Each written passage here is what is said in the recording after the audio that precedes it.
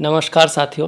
हमारे ऋषि मुनियों ने कहा है कि जो कंफर्ट है, जो आराम है और सफलता, ये दोनों एक साथ एग्जिस्ट नहीं करते। मतलब अगर आपको सफलता चाहिए, कुछ भी करना है ज़िंदगी में, तो कंफर्ट को, आराम को, आलस्य को छोड़ना होगा।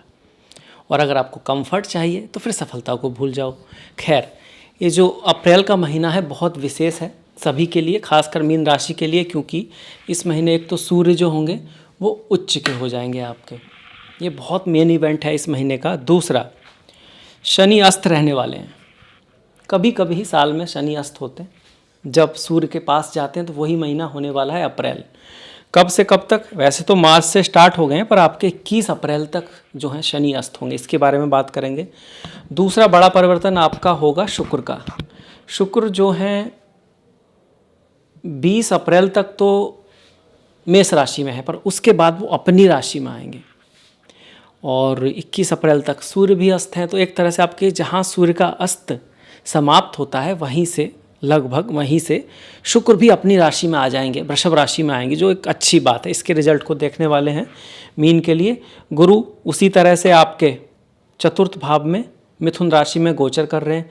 केतु आपके छठे भाव में, राहु आपके 12वें भाव में कुंभ राशि में गोचर कर रहे हैं। राहु के साथ बुध रहने वाले हैं यहाँ पर। बुध ग्रह जो हैं वो राहु के साथ रहेंगे। सूर्य का गोचर स्टार्टिंग में आपकी राशि में, मीन राशि में, और फिर 14 तारीख को द्वितीय भाव में चला जाएगा। मंगल लगभग पूरे महीने आप ही की राशि में रहने वाले हैं, और शनि भी आपकी राशि में रहने वाले हैं। तो इस तरह से रहेगी हमारी ग्रहों की स्थिति। जहाँ तक बुध की बात है, तो बुध जो हैं वो 11 तारीख तक आपके 12वें भाव में है, और उसके बाद बुध यहाँ पर आ जाएंगे, आपकी राशि में आ जाएंगे, मीन राशि में आ जाएंगे। पर चूंकि बुध गुरु की राशि में है और गुरु बुध की राशि में, तो इनका परिवर्तन हो जाएगा, अर्थात बुध यहाँ नीच के होकर भी नीच के नहीं रहेंगे। अब आ जाते हैं रिजल्ट के ऊपर। देखिए, सबसे पहले बात कर लेते हैं शुक्र की। बात करें जो एक अच्छा चेंज है, पर कब आ रहा है? 20 तारीख के बाद आ रहा है। अपनी राशि में शुक्र बहुत दिनों बाद जा रहे हैं, तो ये कहीं ना कहीं आपके जीवन में धन, समृद्धि, ये सब लेके आएंगे, क्योंकि शुक्र इसी चीज़ के कारक भी हैं। फीमेल्स से आपको लाभ हो सकता है, यात्राएं, ट्रैवल आपके लिए फ्रूटफुल रहेंगी 20 तारीख के बाद। पर 20 से पहले की अगर आप बात करोगे तो शुक्र आपके द्वितीय भाव में है, मंगल की राशि में है, और मंगल पहले भाव में है। तो आप धन के लिए, परिवार के लिए काफ़ी प्रयत्न करने वाले हो, प्रयास करने वाले हो, और उसके लिए आपको कोई ऑब्स्टिकल हो सकता है सॉल्व करना पड़े। कुछ ऐसा काम जो आपको लगे थोड़ा कठिन है, होगा नहीं होगा, पर अगर आप ट्राई करोगे तो उसका रिजल्ट आपके लिए बढ़िया आएगा। ये कौन कह रहा है? शुक्र कह रहा है हमारे अप्रैल के राशिफल में। वहीं शनि और सूर्य का जो दूसरा बहुत महत्वपूर्ण टॉपिक है यहाँ पर, वो यही है कि शनि और सूर्य साथ में हैं 20 अप्रैल तक। इनका साथ में होना, आप ये मान लो कि भाई शनि जो है धन के स्वामी है और 12वें भाव के स्वामी हैं, और सूर्य आपके छठे भाव के स्वामी है। तो आपको लड़ाई झगड़े से दूर रहना है, स्वास्थ्य का ध्यान रखना है, क्योंकि छठा भाव क्या है? रोग, ऋण, शत्रु। इसके साथ साथ नौकर है, जो छोटे मोटे जीव हमारे यहाँ कुत्ता बिल्ली हम जो पालते हैं वो भी छठा भाव है, सेवा भी छठा भाव है, फास्ट आदि करना भी कहीं ना कहीं इससे आता है आपका। बहुत सारी चीज़ें हैं, पर मेन जो है रोग, ऋण, शत्रु है। इसका स्वामी अगर सूर्य जो है शनि को अस्त कर रहा है, लाभ को अस्त कर रहा है, तो आपको रोग मतलब स्वास्थ्य का ध्यान रखना है, लड़ाई झगड़े से बच के रहना है, तो आपके धन का कुछ खास नुकसान ना हो इसका चांसेस है। पर अगर आप लड़ाई झगड़ा फालतू की बात में पड़ेंगे तो ये धन का या आपके होने वाले लाभ को या तो रोक सकता है या डिले कर सकता है। ये सूर्य शनि को अस्त कर रहे हैं, सूर्य शनि को अस्त करते हैं। शनि लाभ है, सूर्य रोग, ऋण, शत्रु का स्वामी है, तो रोग, ऋण, शत्रु के द्वारा लाभ या फिर फॉरेन ट्रैवल, विदेश यात्रा, ये सब थोड़ा डिले हो सकता है 20 तारीख तक। 20 के बाद 21 तारीख के बाद आपका जो है शनि जो है मुक्त हो जाएंगे सूर्य से, और इनका जो अस्त का जो हम चीज़ें बता रहे हैं वो ख़त्म हो जाएंगी, आप ये भी कह सकते हैं। शनि अगर आप वैसे देखो तो शनि पेट्रोल है, डीजल है, केमिकल है, पश्चिमी देश हैं वर्ल्ड लेवल पर।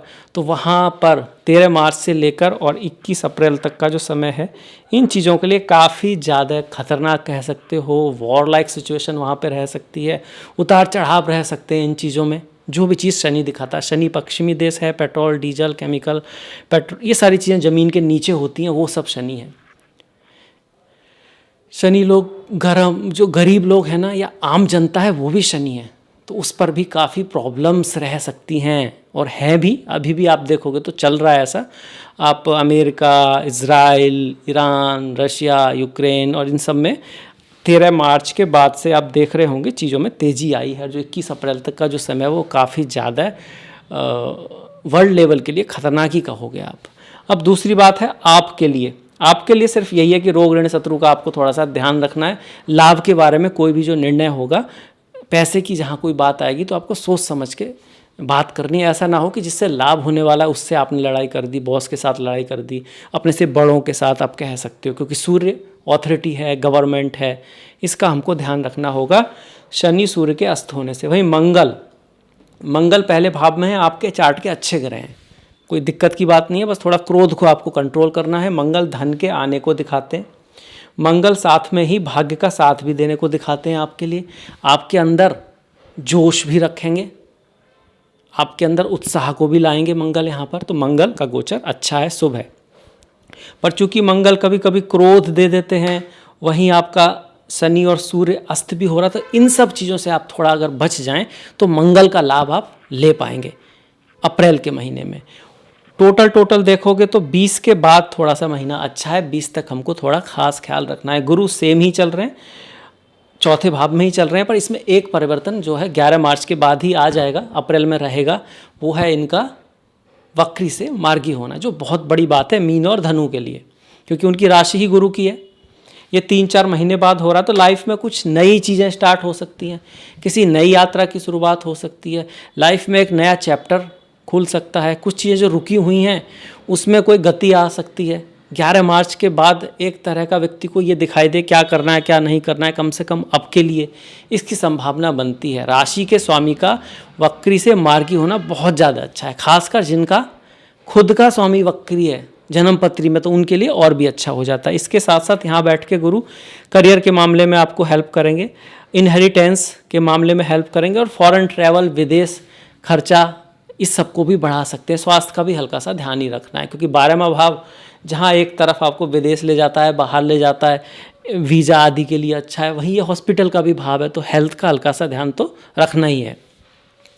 पर इसका जो रिजल्ट है 11 तारीख के बाद बेटर हो रहा है, इसमें कोई शक नहीं है, क्योंकि अब क्या चल रहे हैं, वक्री चल रहे हैं, और अब ज़्यादा क्या होंगे, मार्गी होंगे। मार्गी मतलब सीधे चलेंगे, आगे चलेंगे, तो उसके रिजल्ट आएंगे, बेटर रिजल्ट आएंगे। वहीं शनि की बात करें, भाई शनि की तो 7.5 तो चल ही रही है ना, और साथ में सूर्य आ गए तो शनि अस्त भी हो गए, तो एक तरह से तो 7.5 के रिजल्ट को वो कम करेगा, सूर्य का से उसको अस्त होना। दूसरी तरह से जब शनि अस्त होंगे तो शनि करियर के कारक हैं, शनि आपके केस में लाभ के कारक हैं, फॉरेन चीज़ों के कारक हैं, जो हमने बात की वो है। पर जो 7.5 वाला जो असर आपका चल रहा था उसमें थोड़ी बहुत कमी यहाँ पर आ सकती है। शनि की जो तीसरी दृष्टि आ रही थी तृतीय भाव पर, तो आपके कुछ प्रयासों के रिजल्ट आ सकते हैं।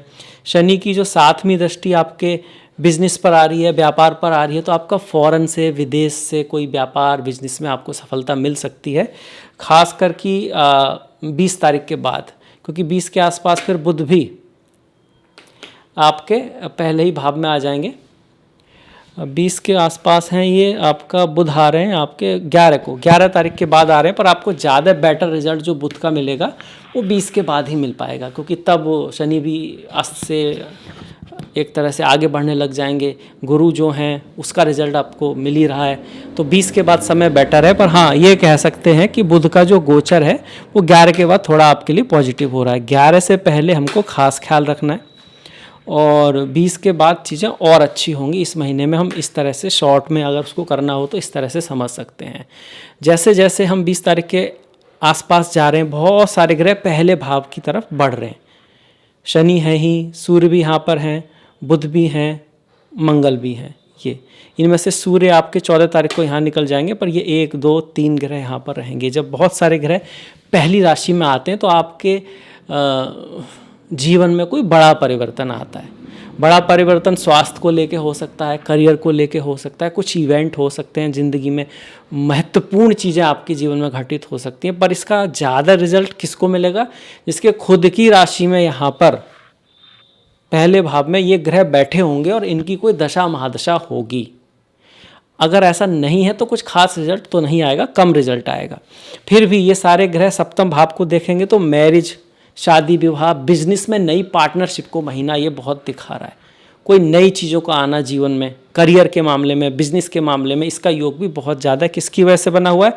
मंगल, शनि, बुध और किसी हद तक सूर्य भी यहाँ पर रहेंगे। तो इतने सारे ग्रह पहली भाव से होकर जा रहे हैं, ये जीवन में बड़े परिवर्तन को अवश्य दिखाता है।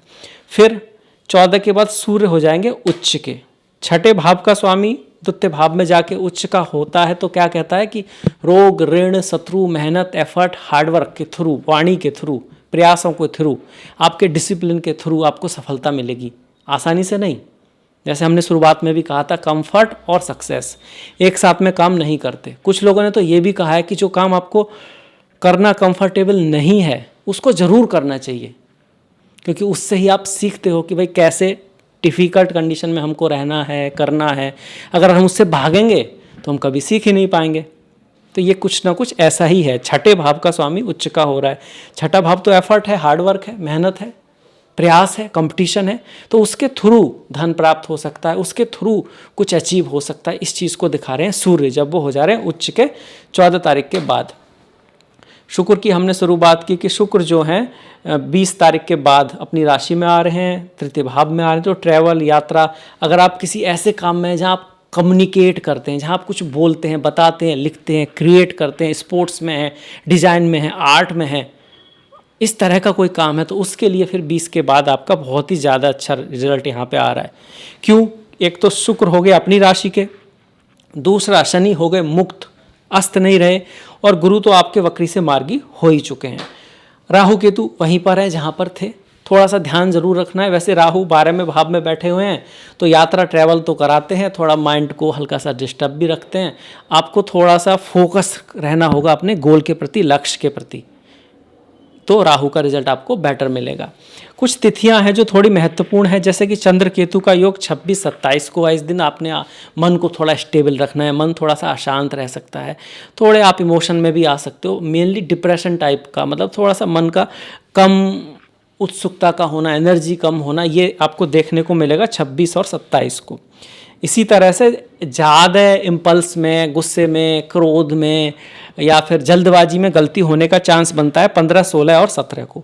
अच्छा समय कहिए या कुछ थोड़ा सा इम्पोर्टेंट जो है वो 22 और 23 है, जब गुरु चंद्र साथ में रहने वाले हैं। इस समय आपका कोई बेटर अपने आप को आप फील करोगे, कुछ अच्छा रिजल्ट भी आ सकता है अप्रैल के महीने में। अब बढ़ जाते हैं जी अमावस्या। अमावस्या होगी मेष राशि में, जो आपके द्वितीय भाव में पड़ रही है, धन के भाव में पड़ रही है। पहले खुद आपकी राशि में पड़ी थी, अब धन के भाव में है, परिवार के भाव में है। तो ये कहता है कि धन कमाने के लिए कोई उस एरिया में नई शुरुआत होगी। अमावस्या खराब नहीं है, वो कहती है किसी पहली चीज़ की एंडिंग और नई चीज़ की शुरुआत।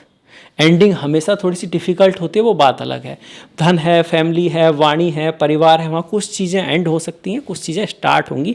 इसी चीज़ को अमावस्या दिखाती है। अमावस्या के आसपास, क्योंकि अमावस्या हमारी कब की है? अमावस्या है आपका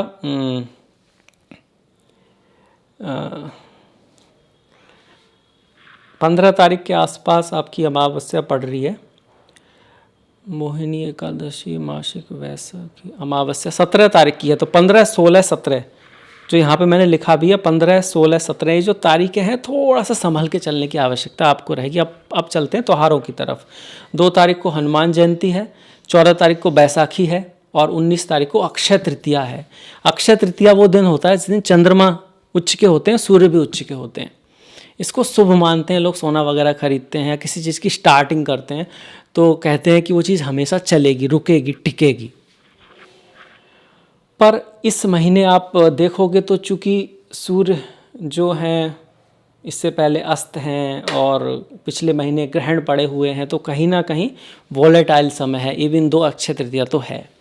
इसके बाद वरुणोत्थनी एकादशी आपकी 13 तारीख की, मोहिनी एकादशी 27 तारीख की, चैत्र पूर्णिमा जो है वो 2 तारीख की है। ओम नमो नारायणाय, ओम नमो भगवते वासुदेवाय। नारायण की जो पत्नी है वो लक्ष्मी है। पालन करने के लिए धन की आवश्यकता होती है, ज्ञान की आवश्यकता क्रिएटिव करने के लिए होती है। इसलिए जो ब्रह्मा है उनकी जो पत्नी है या शक्ति कौन है? सरस्वती हैं। और डिस्ट्रक्शन के लिए शक्ति की आवश्यकता होती है, इसलिए जो भगवान सदाशिव भोलेनाथ हैं उनकी जो पत्नी है वो कौन है, माता पार्वती या गौरी हैं, जो शक्ति की देवी हैं। तो 15 और 28 का प्रदोष पथ है और 15 तारीख की शिवरात्रि है। चिदानंद रूपा शिवोहम ओम नमः शिवाय। 5 की संकष्टी, 17 तारीख की वैशाख अमावस्या और 14 तारीख की मेष संक्रांति, सूर्य मेष राशि में प्रवेश करेंगे। उस दिन मंगल का दिन होगा, इसीलिए इस साल के जो मंत्री होंगे मंगल होंगे। उन्होंने पहले से ही मंगल करे दंगल, तो आप देख ही रहे हो वर्ल्ड में, तो ये साल भी युद्धों का साल रहने वाला है। इस साल के राजा भले ही गुरु हों, पर सेनापति जो हैं, मंत्री जो हैं, वो फिर से कौन बन रहे हैं, मंगल बन रहे हैं। खैर, इसी के साथ इस वीडियो को समाप्त करते हैं। आपको कैसा लगा बताइएगा, शेयर कर सकते हैं। आपको कोई सुझाव है उसको ज़रूर दीजिएगा। आपने अंत तक देखा, इसके लिए आपका बहुत बहुत धन्यवाद। नमस्कार।